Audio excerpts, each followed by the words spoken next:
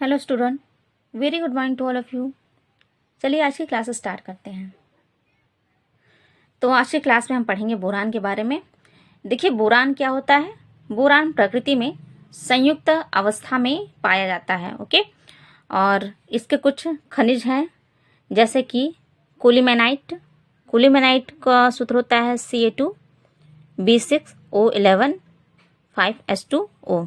Okay, boric अम्ल है H3BO3, borax Na2B4O7 10H2O और बोरेसाइट 2Mg3B8O15 MgCl। ओके, तो ये इसके खनिज हैं। तो खनिजों के नाम आपको याद होने चाहिए और साथ ही उसका रासायनिक सूत्र भी आप याद रखेंगे। ओके, अब चलिए नेक्स्ट हेडिंग है प्रॉपर्टीज ऑफ बोरान। तो उसमें पहला है फिजिकल प्रॉपर्टीज। बोरान के क्या भौतिक गुण हैं। ठीक है, फिजिकल प्रॉपर्टीज क्या होता है, भौतिक गुण। तो देखिए बोरान जो होता है ये बहुत ही कठोर पदार्थ होता है। ठीक है, तो हम कहेंगे कि अत्यंत कठोर पदार्थ होता है, अत्यंत कठोर पदार्थ।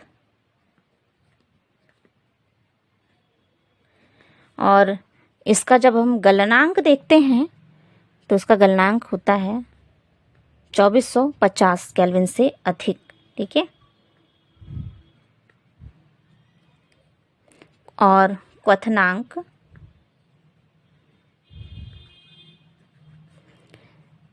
28-25 केल्विन। ठीक है, तो इतना इसका गलनांक होता है और ये इसका क्वथनांक होता है। और जब ये सामान्य इसका दाब जब रहता है, सामान्य दाब पर ये क्या होता है, अगलित रहता है।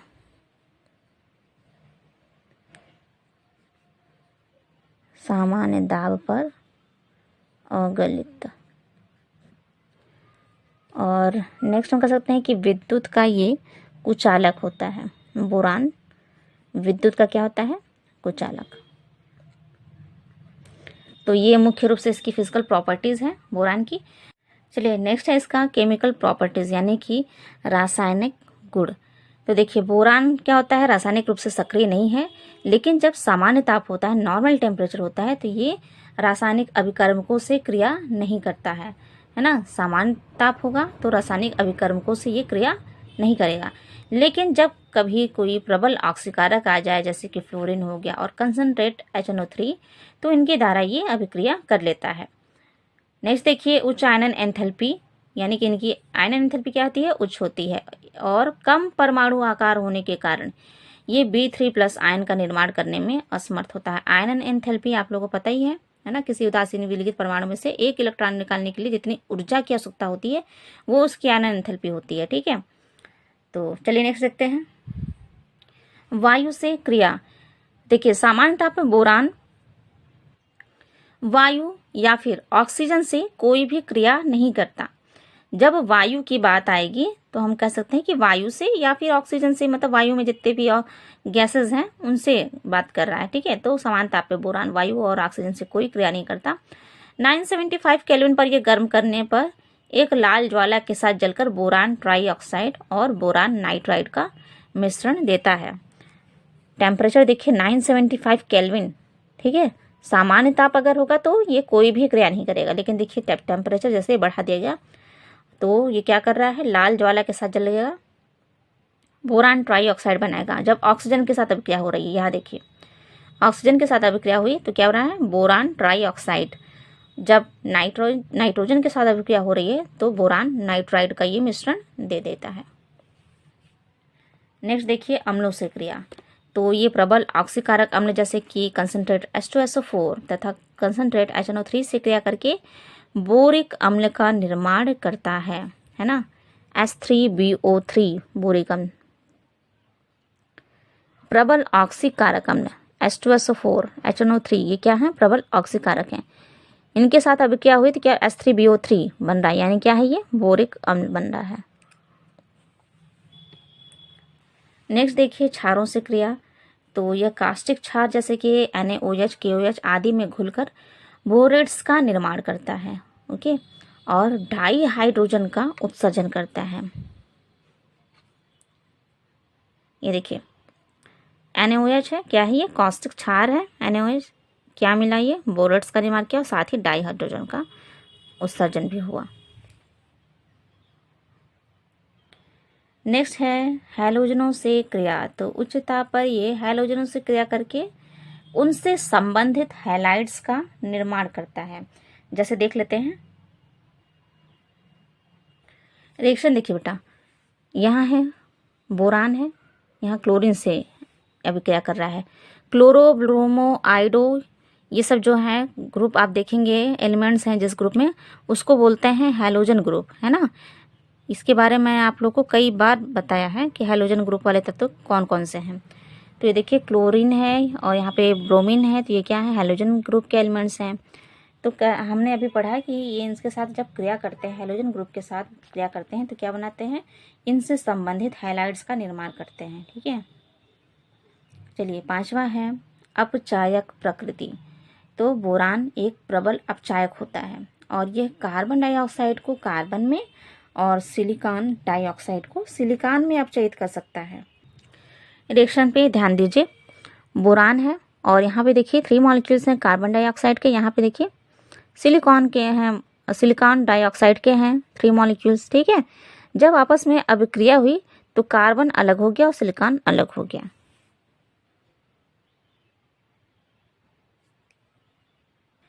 छठा देखिए धातुओं से क्रिया।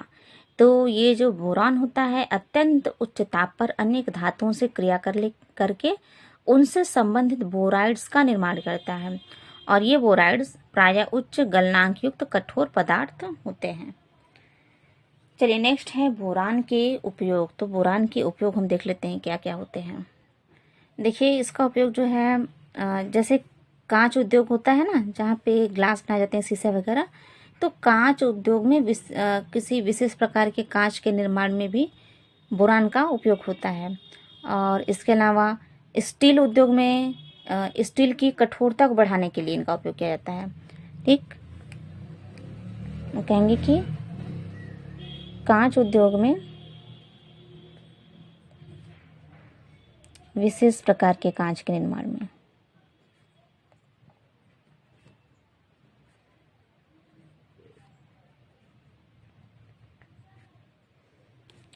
फिर स्टील उद्योग, स्टील उद्योग में स्टील की कठोरता बढ़ाने के लिए।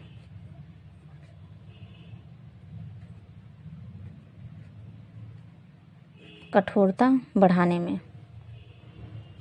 है ना। और इसके अलावा जो है वायुयान जो होता है, तो वायुयान के निर्माण के लिए एक हल्के और कंपोजिट पदार्थों के निर्माण में किया जाता है। जो बोरान के फिलामेंट्स होते हैं, ठीक है, उनका उपयोग कहाँ किया जाता है? जब वायुयान का निर्माण होता रहता है तो ऐसे हल्के पदार्थ जो कि वायुयान में उपयोग किया जा सके, है ना, तो उन हल्के कंपोजिट पदार्थों को बनाने में इनका उपयोग किया जाता है। तो हम कहेंगे कि बोरान फिलामेंट या फिर तंतु कह सकते हैं, फिलामेंट को, तंतुओं का उपयोग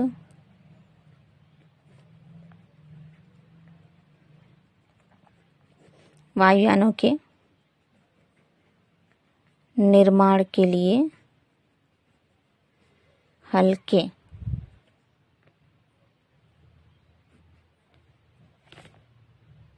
कंपोजिट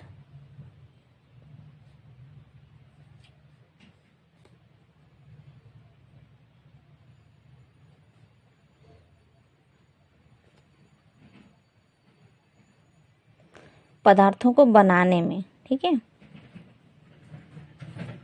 देखिए वायुयान के निर्माण के लिए हल्के और कंपोजिट पदार्थ को मतलब हल्के और कंपोजिट पदार्थों की आवश्यकता होती है। तो इन हल्के और कंपोजिट पदार्थों को बनाया किससे जाता है? बोरान फिलामेंट से। ठीक है,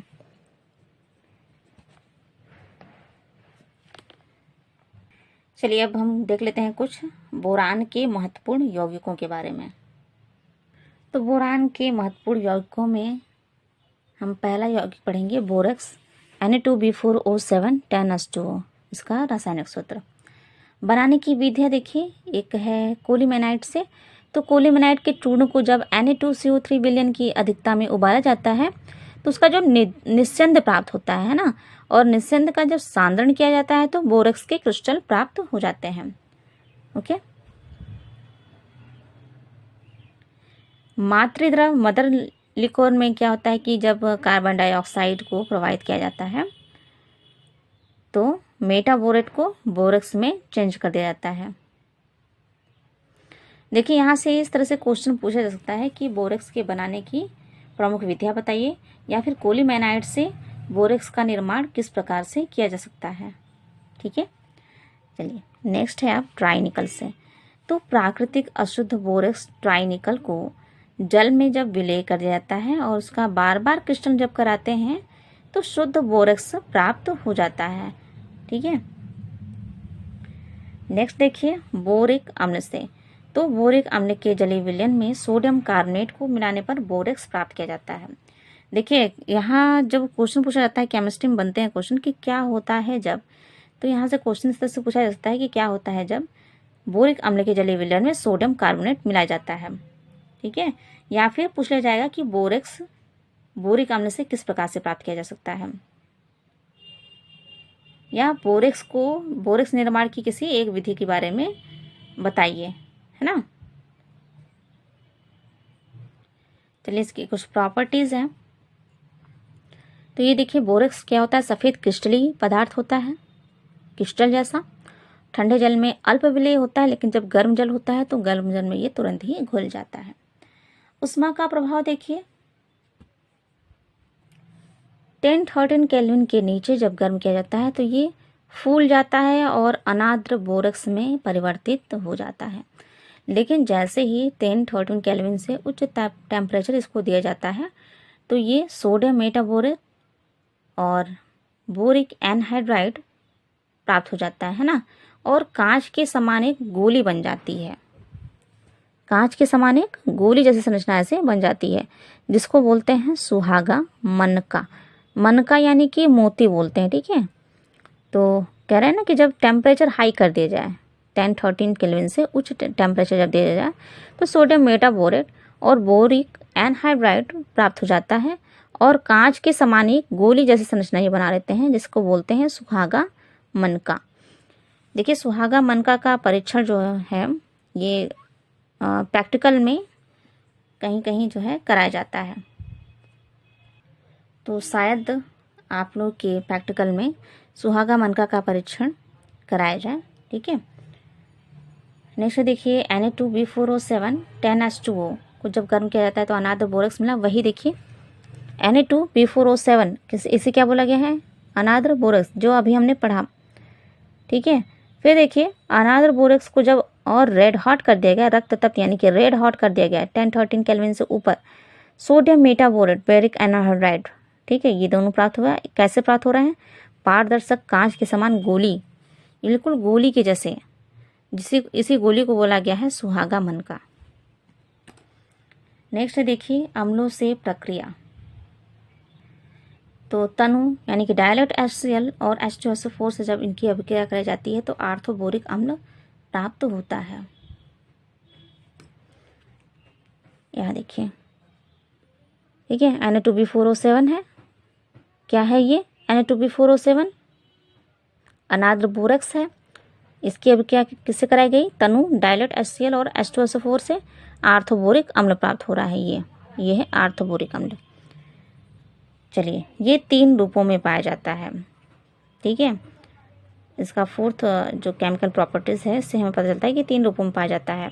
Na2B4O7 10H2O क्या है, ये बोरेक्स है। याद रखिए Na2B4O7 10H2O बोरेक्स। बोरेक्स को जब 333 केल्विन पर गर्म किया गया तो अष्टफलकी बोरेक्स पेंटाहाइड्रेट प्राप्त होता है ना, और इसे और गर्म किया गया तो क्या हो रहा है, Na2B4O7 यानी कि अनाद्र बोरेक्स प्राप्त होता है।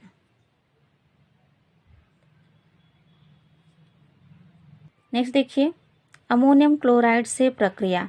NH4Cl के साथ जब गर्म कर दिया गया, इसे अमोनियम क्लोराइड के साथ जब गर्म किया गया तो बोरान नाइट्राइड में परिवर्तित हो जाता है ना। बोरेक्स है, ये क्या है, बोरेक्स है। किसके साथ गर्म किया गया, अमोनियम क्लोराइड के साथ क्या मिल रहा है, बोरान नाइट्राइड की प्राप्ति हो रही है। यहाँ बोरान नाइट्राइड प्राप्त होता है। देखिए जितना भी रिएक्शन है सभी आप लोग को याद होना चाहिए, है ना। मैं कह रही हूँ ना, बार बार ये बता रही हूँ कि क्वेश्चन जो है पूछा जाता है कि क्या होता है जब में, तो पूछा जाता है कि जब बोरेक्स की अभिक्रिया अमोनियम क्लोराइड से कराएंगे तो क्या होगा, है ना। जब इसका जलीय विघटन कराएंगे तो क्या होगा, ठीक, इस तरह से पूछा जाता है। या फिर क्वेश्चन दे देगा कि नहीं बोरेक्स के कोई 4 केमिकल प्रॉपर्टीज़ बताइए, तो जब आप नहीं पढ़े रहेंगे, नहीं समझेंगे इसे, तो आप कर नहीं पाएंगे। नेक्स्ट देखिए जलीय विलयन जो है बोरेक्स का क्या होता है, जल अपघटन के कारण क्षारीय हो जाता है। बोरेक्स का जलीय विलयन में जल अपघटन होता है और इस कारण ये क्षारीय हो जाते हैं, ठीक। चलिए उपयोग देख लेते हैं बोरेक्स का। तो इनका उपयोग होता है खाद्य पदार्थों के संरक्षण में, ठीक है, खाद्य पदार्थों को खराब होने से बचाने में इसका उपयोग किया जाता है। इसके अलावा देखिए स्वर्ण के शुद्धिकरण में, स्वर्ण को शुद्ध करने में भी बोरेक्स का उपयोग किया जाता है। इसके अलावा देखिए टाँका लगाने, वेल्डिंग, झालने और गालक के निर्माण में भी बोरेक्स का उपयोग होता है। फिर देखिए चमड़ा, साबुन, कांच और दिया सिलाई उद्योग में। फिर है चीनी और ताम्र चीनी के बर्तनों तथा टाइलों को चमकाने में। सुहागा मन का परीक्षण में, ठीक है।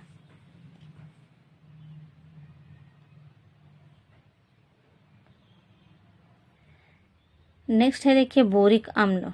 तो ये दूसरा यौगिक है बोरिक अम्ल। पहला हमने बोरेक्स पढ़ा ना, दूसरा है बोरिक अम्ल। देखिए बोरिक अम्ल जो होते हैं ये कई प्रकार के होते हैं, ठीक है। इसके मैं बता दे रही हूँ। एक होता है आर्थोबोरिक अम्ल, यहाँ मैं लिखती हूँ आर्थोबोरिक अम्ल, है ना, जिसका सूत्र होता है H3BO3 या फिर B2O3 3H2O। ये किसका सूत्र है, आर्थोबोरिक अम्ल का। दूसरा है देखिए मेटाबोरिक अम्ल, मेटाबोरिक अम्ल। मेटाबोरिक अम्ल का होता है HbO2 या फिर इसी का सूत्र होता है दूसरा B2O3H2O, है ना। फिर थर्ड होता है टेट्राबोरिक अम्ल, ठीक है, टेट्राबोरिक अम्ल। इसका सूत्र देखिए H2B4O7 या फिर इसको लिखते हैं 2B2O3H2O, है ना। तो ये जो होते हैं कई प्रकार के होते हैं। तो इसमें हम बोरिक अम्ल में मेन रूप से देखिए मुख्यतः हम आर्थोबोरिक अम्ल के बारे में पढ़ेंगे, ठीक है, आर्थोबोरिक अम्ल के बारे में, यानी कि H3BO3 या फिर कहीं कहीं आपको H2O3 3H2O अगर इस तरह से लिखा रहेगा तो भी आप कहेंगे कि क्या है, बोरिक अम्ल ही है। देखिए पहला है बनाने की विधि, हम देख लेते हैं कि किस तरह से प्राप्त होता है बोरिक अम्ल। तो इसमें भी देखिए पहला है कोलिमेनाइट से, फ्रॉम कोलिमेनाइट। तो कोलिमेनाइट के जो बारीक चूर्ण होता है उसको जल में जब मिला दिया जाता है और उसमें SO2 को जब प्रोवाइड किया जाता है, सल्फर डाइऑक्साइड को जब प्रोवाइड किया जाता है, तो आर्थोबोरिक अम्ल विलयन में बन जाता है। आर्थोबोरिक अम्ल H3BO3 या B2O3 3H2O, है ना। तो यहाँ रिएक्शन देखिए Ca2B6O11 है और सल्फर डाइऑक्साइड, और यहाँ पे साथ में क्या है, ये क्या है, 11 मॉलिक्यूल्स हैं वाटर के। ये क्या है बेटा, ये कोलिमेनाइट है, ठीक है। जब इसका रिएक्शन हुआ तो हमें क्या प्राप्त हो रहा है, यहाँ आर्थोबोरिक अम्ल, ठीक है, H3BO3 प्राप्त होता है। फिर नेक्स्ट देखिए बोरेक्स से। बोरेक्स के गर्म सांद्र विलयन पर जब सांद्र HCl या फिर सांद्र H2SO4 की गणना की हुई मात्रा की क्रिया से बोरिक अम्ल बनता है ना। तो विलयन को ठंडा जब किया जाता है तो बोरिक अम्ल के क्रिस्टल प्राप्त हो जाते हैं। यहाँ देखिए बोरेक्स है Na2B4O7। मुझे लगता है अब आप लोग समझ गए होंगे, पहचान रहे होंगे। Na2B4O7 क्या है, बोरेक्स का सूत्र है H2SO4 और HCl, है ना। यहाँ H2SO4 के साथ अभी क्या करेंगे, यहाँ HCl से। तो क्या प्राप्त होता है, जब क्या होते हैं, बोरिक अम्ल प्राप्त होता है ना। और जब इसको ठंडा कर देते हैं तो बोरिक अम्ल के क्रिस्टल प्राप्त होते हैं। ये क्या है, H3BO3 आर्थोबोरिक अम्ल। अभी मैंने आप लोगों को बताया ना कि बोरिक अम्ल जो है 3 प्रकार के अभी हमने देखे हैं ना, आर्थोबोरिक, मेटाबोरिक और टेट्राबोरिक। और हम पढ़ते किसके बारे में अधिकतर, आर्थोबोरिक अम्ल के बारे में।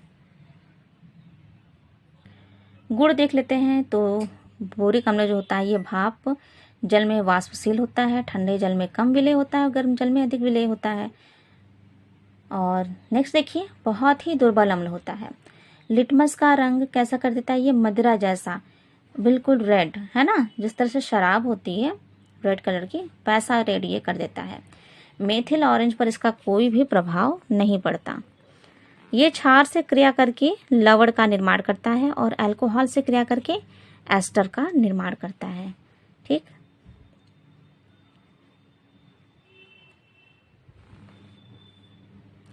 फिर देखिए, एथिल बोरेट की वाष्प जो होती है हर एक किनारे वाली ज्वाला के साथ जलती है। यानी कि जब एथिल बोरेट को जलाया जाता है तो उसमें से वो वाष्प निकलती है। वाष्प जैसे कि ऐसे निकल रही है, तो इसका जो किनारा होता है वो कैसा होता है, ग्रीन कलर का होता है। फिर देखिए, गर्म करने पर ये अपघटित हो जाता है। आर्थोबोरिक अम्ल है, 373 केल्विन पे गर्म किया गया, HbO3 और H2O में टूट गया। ठीक है, यहाँ देखिए मेटाबोरिक अम्ल है तो टेट्राबोरिक अम्ल और साथ ही H2O में चेंज हो गया।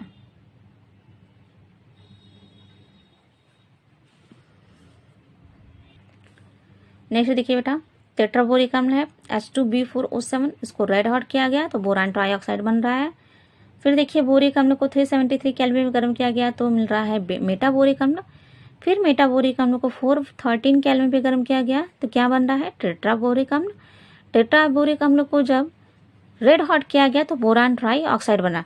यानी कि अभी हमने जो सारे रिएक्शन देखे थे वो सारे रिएक्शन जो है एक ही वे में आपको देखने को मिल गए यहाँ पे, कि एक बोरिक अम्ल जो है वही चेंज हो अपने सभी, मतलब जितने भी बोरिक अम्ल होते हैं उसमें वो गर्म बस करना है, गर्म करने पर वो चेंज होते जा रहे हैं।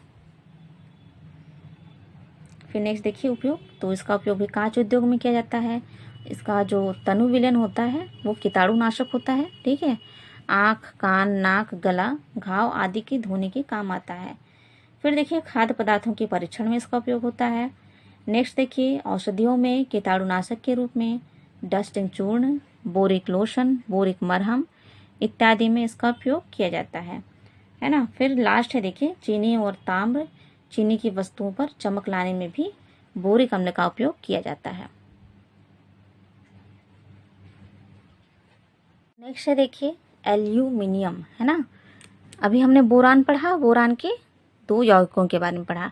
अब नेक्स्ट हम देखेंगे एल्यूमिनियम और एल्यूमिनियम के यौगिकों के बारे में। ठीक है, तो एल्यूमिनियम देख लीजिए, इसमें प्रॉपर्टीज हम देख लेते हैं। तो फिजिकल प्रॉपर्टीज क्या होती है, यानी भौतिक गुण। एल्यूमिनियम एक नरम चांदी की तरह चमक वाली सफ़ेद रंग की धातु होती है। जब उसे वायु में रखा जाता है तो इनकी सतह पर ऑक्साइड परत बन जाती है और इनकी चमक समाप्त हो जाती है। नेक्स्ट देखिए, एल्यूमिनियम एक हल्की धातु होती है। इसकी शीट, तार और बहुत ही पतली पन्नी बनाई जा सकती है ना। यानी कि ऐसी ये धातु होती है जिसको जो है तार के रूप में, है ना, देखा जाता है ना घरों में जो वायरिंग होती है तो देखते हैं कुछ कुछ तारें जो होती हैं वो एल्यूमिनियम की बनी होती हैं, कुछ तारें कॉपर की बनी होती हैं, है ना। तो ये जो है, और इसके अलावा देखिए एल्युमिनियम फॉयल देखा होगा ना, खाने को गर्म रखने के लिए एल्युमिनियम फॉयल यूज़ करते हैं आप लोग, है ना। तो शीट भी बनाई जा सकती है, एक पतली पन्नी जैसी संरचना भी बनाई जा सकती है एल्युमिनियम की। और देखिए ऊष्मा और विद्युत का ये सुचालक होता है। और इसका गलनांक देखिए 933 केल्विन और क्वथनांक है 2743 केल्विन। देखिए मोस्टली जो धातु होती हैं, धातु में कह रही हूँ, बर्तन हमारे घर में है, अधिकतर किसके बने हुए हैं, एल्यूमिनियम के ही तो बने हैं, है ना। रासायनिक गुण देखते हैं। पहला है जल से क्रिया। तो शुद्ध ठंडे जल का एल्यूमिनियम पर कोई भी प्रभाव नहीं होता और यह गर्म जल को विघटित कर देता है। अमलगम के रूप में ये जल के साथ अधिक तेजी और आसानी से क्रिया करता है और ठंडे जल को भी ये अपघटित कर देता है। ठीक है, वायु की जब क्रिया कराते हैं तो देखते हैं कि शुष्क वायु का एल्यूमिनियम पर कोई भी प्रभाव नहीं पड़ता, लेकिन जब वही वायु नम हो तो क्या होता है, तो इनकी सतह पर एक परत बन जाती है ऑक्साइड की। ठीक है, नेक्स्ट देखिए अम्लों की क्रिया। तो तनु हाइड्रोक्लोरिक अम्ल में एल्युमिनियम को जब खोला जाता है तो एल्युमिनियम क्लोराइड का निर्माण होता है। तनु सल्फ्यूरिक अम्ल का एल्युमिनियम पर कोई भी प्रभाव नहीं होता। इसका कारण क्या होता है कि एल्युमिनियम की सतह पर उपस्थित जो ऑक्साइड का परत होता है ये क्या करता है, ये तनु सल्फ्यूरिक अम्ल में अघुलनशील होता है। ठीक है, अघुलनशील होता है और गर्म और शांत सल्फ्यूरिक अम्ल में घुलकर क्या बनाता है, एल्युमिनियम सल्फेट का निर्माण कर देता है। ठीक है, एल्युमिनियम सल्फेट का निर्माण कर देता है ये। चलिए नेक्स्ट देखते हैं क्षारों से अभिक्रिया।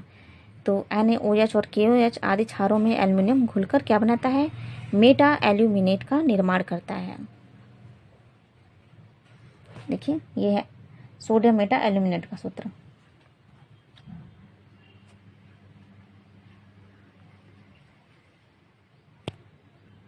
नेक्स्ट देखिए बेटा अधातुओं से क्रिया। जब एल्युमिनियम अधातुओं के साथ क्रिया करता है तो अनेक यौगिकों का निर्माण करता है। जैसे पहला है वायुमंडलीय नाइट्रोजन। देखिए जितनी भी गैसें होती हैं क्या होती हैं, अधातु होती हैं, है ना। तो कह रहा है कि वायुमंडल में जो नाइट्रोजन है उसके साथ जब गर्म होता है एल्युमिनियम तो एल्युमिनियम नाइट्राइड का निर्माण होता है। फिर देखिए सल्फर क्या है, ये भी एक गैस है। सल्फर के साथ जब एल्युमिनियम के चूर्ण को गर्म किया जाता है तो एल्युमिनियम सल्फाइड प्राप्त होता है, Al2S3। हैलोजन के साथ जब एल्युमिनियम का क्रिया करा जाता है तो उससे संबंधित ये हैलाइड का निर्माण करता है। हैलोजन बार बार आ रहा है, हैलोजन आप लोग को पता होना चाहिए। यहाँ पे एक्स क्या है, एक्स को शो कर रहा है हैलोजन से, तो यानी एक्स की जगह आप क्लोरीन, ब्रोमीन और आयोडीन ये सब लिख सकते हैं। ठीक है,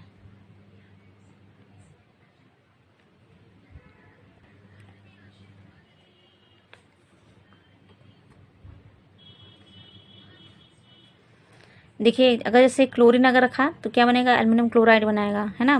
ब्रोमीन रखा तो ब्रोमाइड बनेगा। इस तरीके से उससे संबंधित हैलाइड का निर्माण हो गया। अन्य धातुओं का विस्थापन।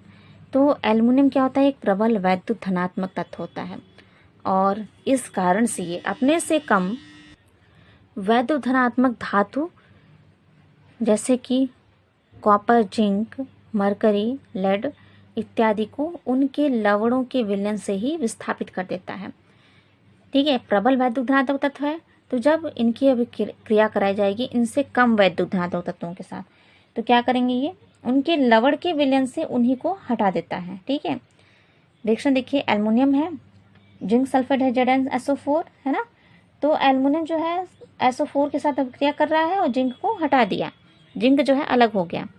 नीचे देखिए कॉपर का सल्फेट, यहाँ मरकरी का क्लोराइड है। ठीक है, तो उसमें क्या कर रहा है, खुद इसके साथ ये क्रिया कर रहा है ना। और साथ ही जो कम विद्युत धनात्मक धातु है उसको ये अलग कर दिया।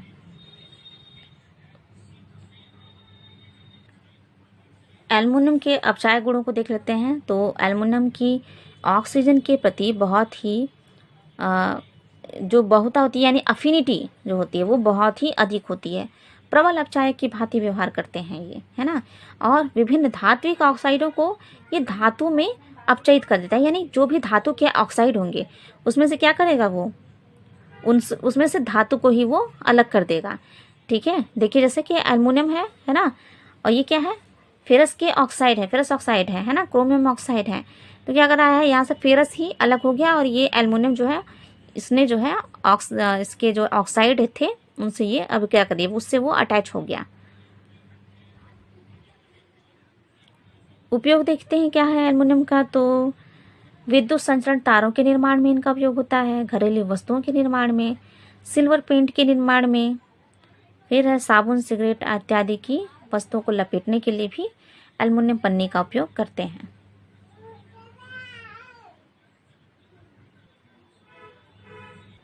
चलिए अब हम देख लेते हैं एल्युमिनियम के कुछ महत्वपूर्ण यौगिक।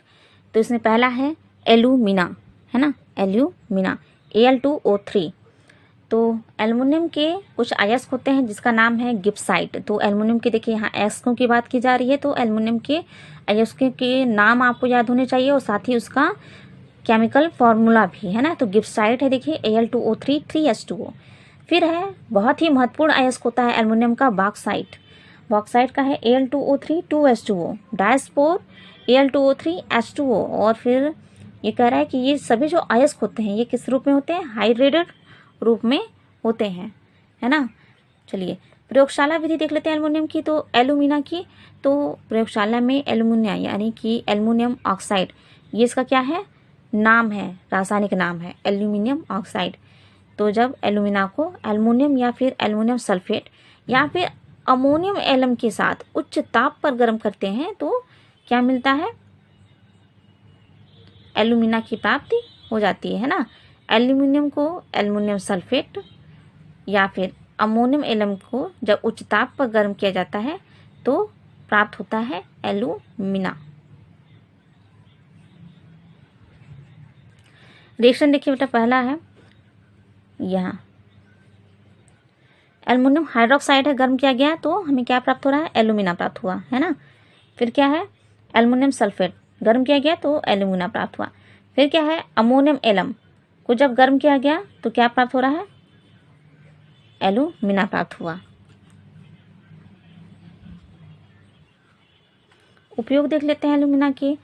तो इसका उपयोग होता है ऊष्मारोधी ईंटों के मफल भट्टियों की आंतरिक परत के निर्माण में।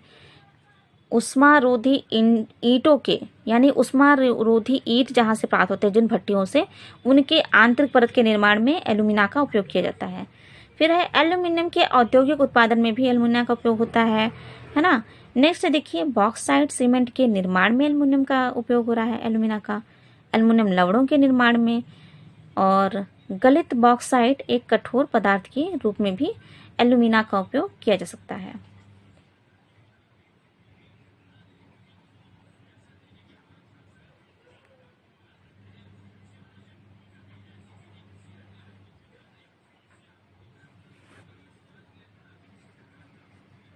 दूसरा महत्वपूर्ण यौगिक है अल्मुनियम क्लोराइड AlCl3। ठीक, बनाने की विधि देखिए, क्रिस्टलीय अल्मुनियम क्लोराइड को अल्मुनियम हाइड्रोक्साइड या फिर अल्मुनियम ऑक्साइड को हाइड्रोक्लोरिक अम्ल में विलय करके प्राप्त किया जाता है। हाइड्रोक्लोरिक अम्ल में जब इन्हें घोल दिया जाएगा, विलय किया जाएगा, तो क्या प्राप्त होगा, अल्मुनियम क्लोराइड की प्राप्ति होगी, है ना। AlOH3 अल्मुनियम हाइड्रोक्साइड है ना।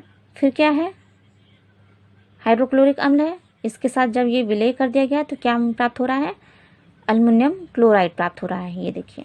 ठीक, चलिए नेक्स्ट देखिए बेटा,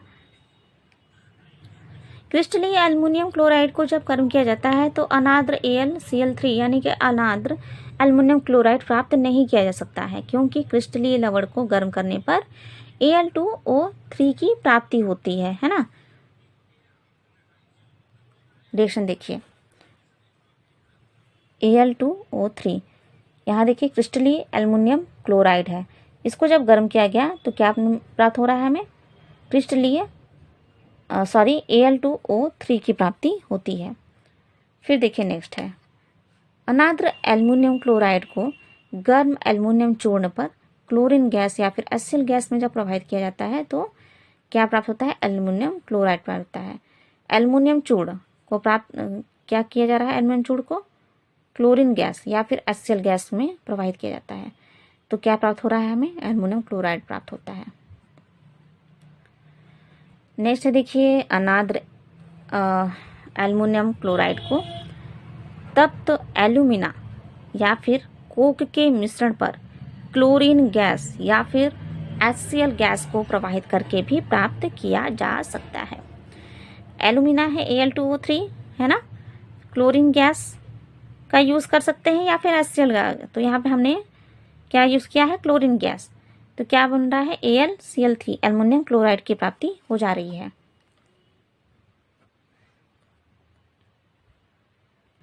अब इसका प्रॉपर्टीज देख लेते हैं, इसके गुण क्या है। तो अनाद्र एल्युमिनियम क्लोराइड एक क्रिस्टलीय पदार्थ होता है और आर्द्रताग्राही होने के कारण नम वायु में ये धूम का निर्माण कर देता है, धूम जैसी रचना बनाता है।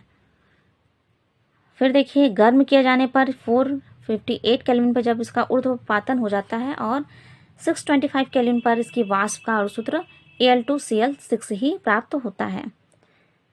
नेक्स्ट प्रॉपर्टीज है, ये जल में विलय होता है, जल अपघटन के कारण इसका जलीय विलयन अम्लीय होता है। उपयोग देख लेते हैं। तो अमोनियम क्लोराइड का उपयोग फ्रीडल क्रॉफ्ट अभिक्रिया और अपभंजन द्वारा गैसोलीन के उत्पादन में, ठीक है, गैसोलीन के उत्पादन में किया जाता है एक उत्प्रेरक के रूप में। अनेक प्रकार के रंजक यानी कि डाइज, सुगंधित पदार्थों तथा दवाइयों के निर्माण में भी इसका उपयोग किया जाता है।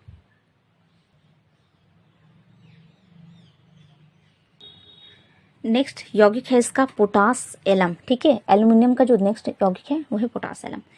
तो पोटास एलम बेटा एक द्विक लवण है और इसका सूत्र जो है K2SO4 Al2SO4 का होल थ्राइस और 24H2O है, या फिर KAlSO4 का होल ट्वाइस 12H2O है, ठीक। तो इसका सूत्र याद रखिएगा, है ना, काफ़ी लंबा सूत्र है लेकिन फिर भी आप जब प्रैक्टिस करेंगे तो याद हो जाएगा। K2SO4 Al2SO4 का होल थ्राइस 24H2O, ओके। तो कई प्रकार के एलम्स होते हैं, जैसे कि अमोनियम का एलम होता है, सोडियम का एलम होता है, फेरिक के एलम होते हैं, है ना।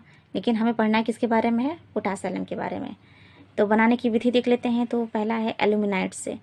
तो अयस्क एल्यूमिनाइट को जब तनु सल्फ्यूरिक अम्ल के साथ उबाला जाता है और उबाल के इसे जब छाना जाता है तो वांछित मात्रा में, या वांछित मात्रा क्या होती है, यानी कि जितनी मात्रा की आवश्यकता हो उतनी ही उसी मात्रा को जब पोटेशियम सल्फेट को मिलाकर विलयन का क्रिस्टलीकरण किया जाता है तो पोटास एलम के क्रिस्टल प्राप्त हो जाते हैं, है ना। इसका रिएक्शन देखिए, यहाँ पे होगा +12H2O, है ना। K2SO4 Al2SO4 का होल थ्राइस 4AlOH 6 मॉलिक्यूल्स हैं H2SO4 के, है ना।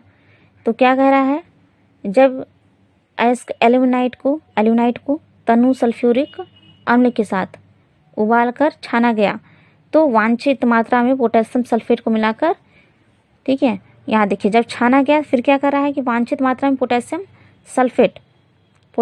सल्फेट ये है K2SO4 पोटेशियम सल्फेट को मिलाकर विलयन का क्या किया गया, क्रिस्टलीकरण किया गया, है ना। यहाँ क्या कौन सी प्रक्रिया हो रही है, क्रिस्टलीकरण किया गया तो क्या मिल रहा है, पोटास एलम प्राप्त होता है, ठीक है।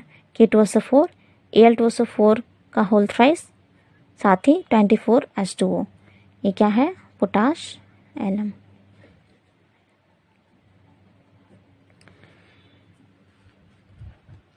नेक्स्ट है देखिए बेटा बॉक्साइड से। तो बॉक्साइड को जब H2SO4 में जब घोला जाता है तो उसके पश्चात विलयन में वांछित मात्रा में जब K2SO4 मिलाया गया तो विलयन का फिर क्रिस्टलीकरण कराया जाता है तो पोटास एलम प्राप्त होता है। गुण देख लेते हैं। पोटास एलम एक सफेद क्रिस्टली ठोस पदार्थ होता है ना, और जल में क्या है, विलेय है। जलीय विलयन इसका Al2SO4 का होल थ्राइस के जल अपघटन से के कारण क्या हो जाता है, ये अम्लीय हो जाता है। पोटास एलम सफेद क्रिस्टली ठोस पदार्थ होता है, जल में विलेय, और जलीय विलयन Al2SO4 के होल थ्राइस के जल अपघटन के कारण अम्लीय हो जाते हैं। पोटास एलम के उपयोग देख लेते हैं। यूजेस कहाँ हैं, तो मुख्य रूप से देखिए जल के शुद्धिकरण में इसका उपयोग होता है ना, जल को शुद्ध करने में। और क्यों, क्योंकि ये जल में जो भी उपस्थित होते हैं कोलाइडी अशुद्धि होती है उनको ये स्कंदित कर देता है, और स्कंदित करने से पता चल जाता है कि ये जल में अशुद्धियाँ हैं, उसको छान के आप अलग कर सकते हैं। नेक्स्ट देखिए रंजक यानी कि डाइज के व्यवसाय में, चमड़े की टैनिंग में, चमड़े के जो कलर्स वगैरह होते हैं उनको हटाने में किया जाता है। फिर देखिए घाव जब चोट वगैरह है तो उसके उसमें से खून निकलता है, रक्त बहता है, तो उसकी ब्लीडिंग को रोकने में भी पोटास एलम का उपयोग किया जा सकता है। चलिए तो आज के लिए इतना ही रहने देते हैं। अगली क्लास में हम ग्रुप 14 के तत्व के बारे में पढ़ेंगे, है ना। ग्रुप 14 के तत्व कौन से होते हैं? कार्बन फैमिली, है ना। तो अगली क्लास